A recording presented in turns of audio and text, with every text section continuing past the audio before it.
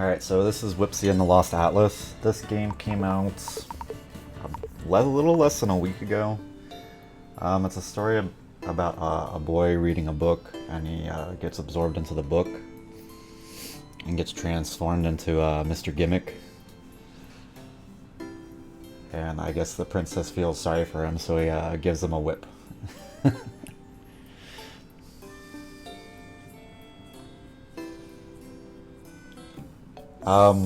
So Whipseey is a very simple platformer. You have the jump, you have the whip, which is your basic attack, and you can also use your whip as a hover jump. This is level 1. Level 1 is the beach level.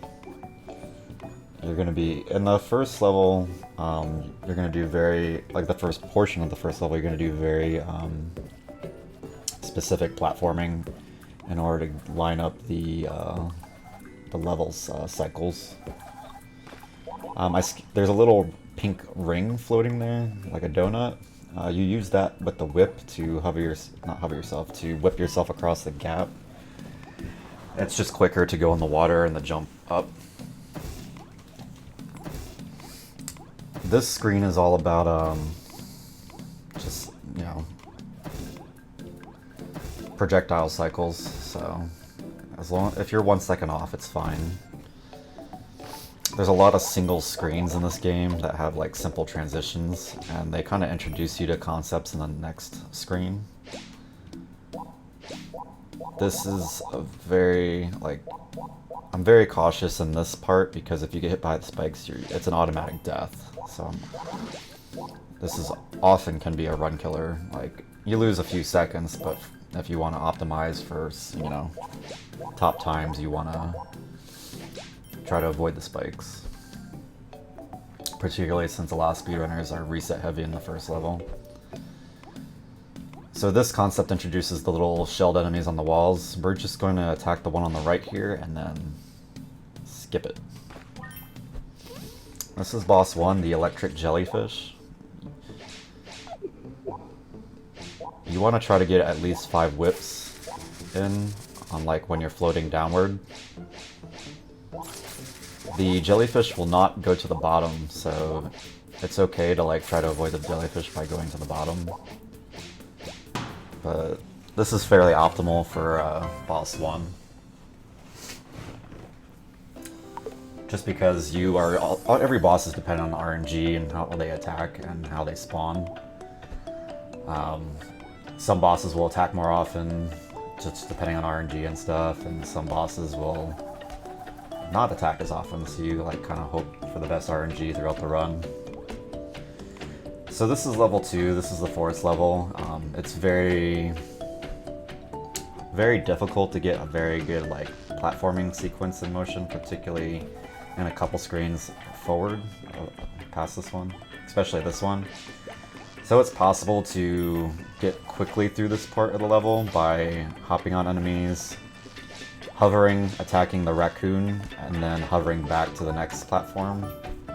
But the inputs don't buffer each other, so if you feed an input while you're doing something, it'll just eat the input. So platforming is very input difficult and very input heavy, if you want to optimize platforming sections.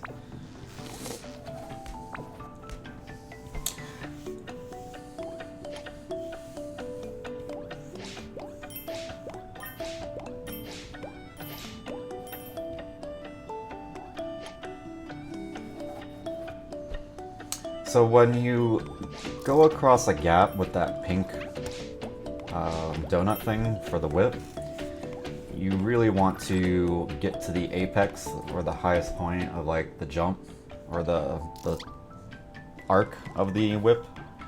If you let go slightly below it, you're not going to make the jump. So that's why I'm using the full arc of the whips. So I missed a cycle here, unfortunately. You can actually go down to those platforms and you save about 3 to 4 seconds.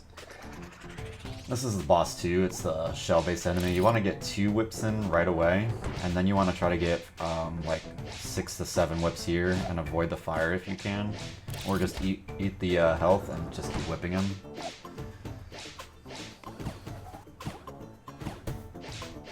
So that's boss 2. He's fairly quick if you can get early cycle. So level 3 is going to be the desert / mine level. So you got some pokies here. You won't really see them for the rest of the game after this part. And you have the mini pokey here that shoots spikes. You just want to time your hover whips jumps to avoid the spikes and just either bounce on off of them or hit them. Fairly simple to get past so long as you are good with your jumping skills.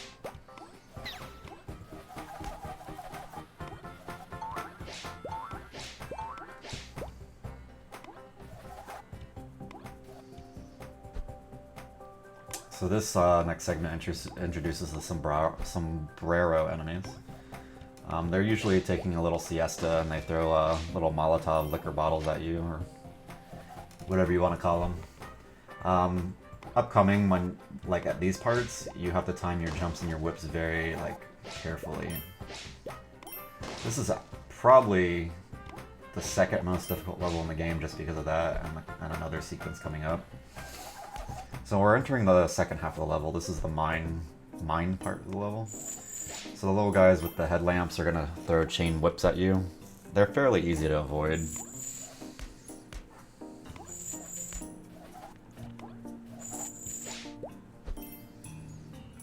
This is actually a really difficult part, timing these jumps, particularly this one. I always lose my breath, I always hold my breath during that part. Casually, it took me probably 25 tries. And if you lose all your lives in this game, you get sent back to the beginning of the level, unfortunately. So this is a boxing cactus. As long as you stay slightly out of his block, right outside his fist, his range, you can keep whipping him. He will start to block in the second phase. And when he does the pounding on the ground, you only want to try to get hit once if possible. You have to whip him slightly off a certain cycle in order to prevent him from blocking. So if you wait a third of a second in between punching, you can keep hitting him. So that boss can use some optimization where you can save about 5 more seconds. So this is level 4, Toy Box Winterland. You have some large enemies here of the enemies that you saw in the beginning.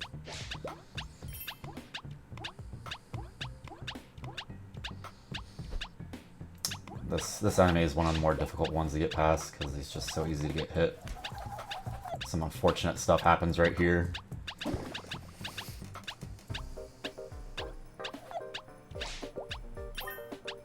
So every blue jewel, you collect jewels, all the blue jewels get you 5 of the small jewels, and the blue jewels will refill 1 health pickup. So it's so long if you're running low on health, as long as you're defeating enemies regularly, you'll be fine. And after 100 small gems, you'll get an extra life. And a casual playthrough, you just really want those lives for the final boss, because the final boss can be tricky. This is the only auto-scroller section of the game, and it has, I don't know, I really like the beat with the train, with the song. So you have these little biplanes coming at you. They're going to be the most difficult part because they will drop bombs if they're above half the height on the screen. And you want to try to avoid those. If you keep getting hit by the bombs, they will bring you to the back of the train, and you'll have a higher chance of getting smushed between these blocks here. So long as you stay halfway or slightly halfway above this, horizontally from the screen, you should be fine, and you just keep attacking the planes.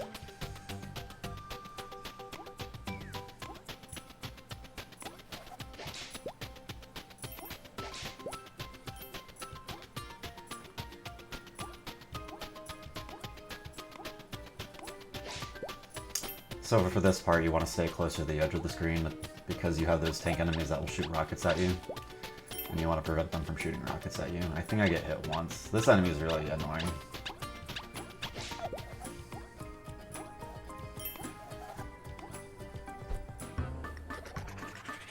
So this is the Jack-in-a-Box boss. Since I'm low on health, I'm being conservative. Every second time he pops out, he's not going to attack you. On the third cycle, he's going to either do a punch with a boxing glove, or if you're further away, he'll shoot 2 rockets out of a cannon, which I'm going to let him do here. I'm playing very safe, so with the death and a couple issues on this part of the level, there's about 10 to 15 seconds that can be saved on this level. So this is the castle level, and some of the jump timing can be fairly difficult, particularly in the second screen right here. It's very, very specific. You only have so much time to get past this part.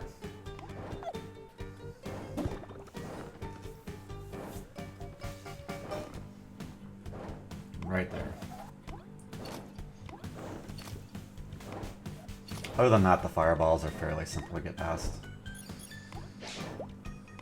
The skeletons are like the skeletons from they're like Stalfos. They will come back. This jump is hard to get, just because there's only so much.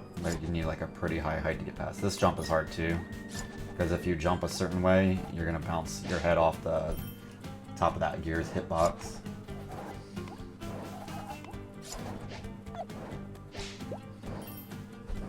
I was looking for a health drop there, just because I want to have like a good amount of health for the final boss. You want to have like full health for the final boss, just because it's so like the final boss in terms of getting good RNG, because he likes to shoot these 3 balls of light at you, and they're very difficult to get past. So if you just eat it and use your iframes to get past the balls of light, you'll be fine.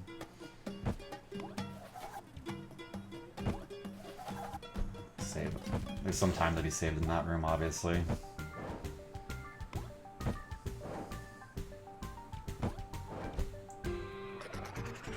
There's actually version differences with the Xbox One and PS4 versions compared to this one and the Switch version. There's no lava in this room, making the final boss much easier. Particularly this whole level is actually fairly easier. And you can save a whole nother minute on the PS4 and Xbox One version. That's how much I'm purposely sacrificing my life for health, unfortunately. This run is very tragic. You're gonna find out. Like, this run could have been easily sub 13. But, see how I ate the balls of light? Just because they're hard to avoid. When he does the purple shield, you can't hit him. And also, he'll randomly, like, go somewhere else on the screen. That attack is the worst, just because you have to sacrifice your health.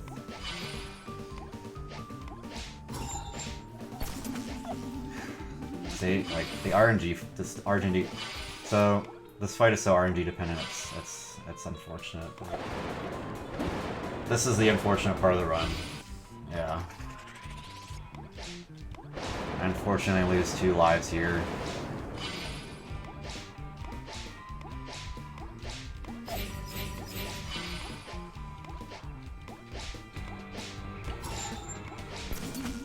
So basically, the PC and Switch versions are actually more difficult because I don't know what happened in development, I'll have to ask the dev. But there's no lava in this room, so you can literally just jump up and attack the boss at any time, and you save so much time. So potential for PS4, Xbox One versions is like probably sub 12, and potential for this version is going to be sub 13. Potentially I wouldn't say sub 12, it'd be very tight.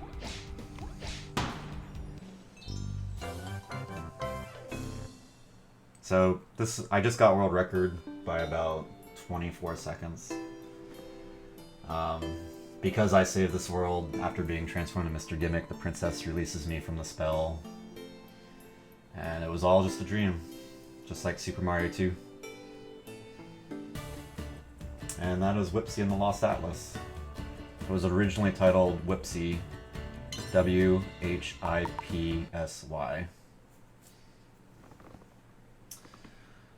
Thank you very much.